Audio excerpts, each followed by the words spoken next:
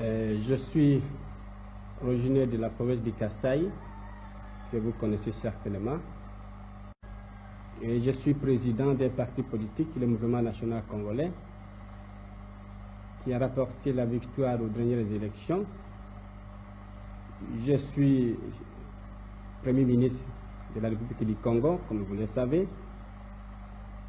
Notre gouvernement, c'est un gouvernement national populaire qui représente toutes les fractions de l'opinion congolaise, et nous luttons pour un idéal qui est la construction du Congo dans l'unité et la concorde nationale.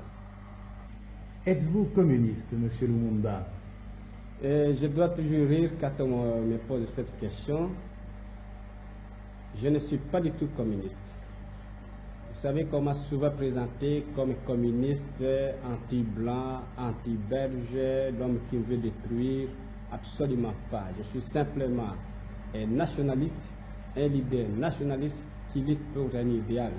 Je pense qu'à travers l'histoire de l'humanité, vous avez connu en Europe occidentale, même lors de la Révolution française, des nationalistes qui se sont mis à la tête du mouvement de libération, simplement pour que le pays accède à la liberté et à l'indépendance. Je ne suis pas du tout communiste et je ne le deviendrai jamais. L'avenir du Congo, je l'envisage dans ce sens. C'est de maintenir l'unité politique et économique du pays qui seule fera la grandeur de notre pays. Nous voulons que le Congo occupe une place prépondérante dans le cadre des États libres d'Afrique, parce que si nous perdions l'unité du pays, c'est l'effondrement de la nation, c'est le retour en arrière. Si nous avons de grandes puissances aujourd'hui, la France, la Grande-Bretagne, les États-Unis, l'Union soviétique, c'est parce que ces pays sont de grands pays. Et c'est ça que nous voulons garder au Congo.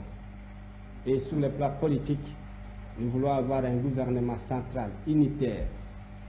Et au sein de ce gouvernement central, vous avez des ministres qui viennent de différentes provinces du Congo. Et sur le plan administratif, avoir des provinces, de sorte que ces provinces vont jouir d'une autonomie administrative pour la gestion de leurs propres affaires. Et sur le plan économique, mettre en valeur les richesses du pays grâce à la mobilisation de toutes les énergies du pays. Et pour la mise en valeur du pays, nous comptons également sur le concours des autres puissances, de la Suisse, de la France, de la Belgique. Le Congo est un grand pays qui doit encore être développé. Et je pense que si nous pouvons compter sur le concours, la collaboration des autres, et tout en faisant un effort nous-mêmes sur place, nous pouvons faire du Congo dans 5 ans, dans quelques années, une puissance, une nation prospère et stable.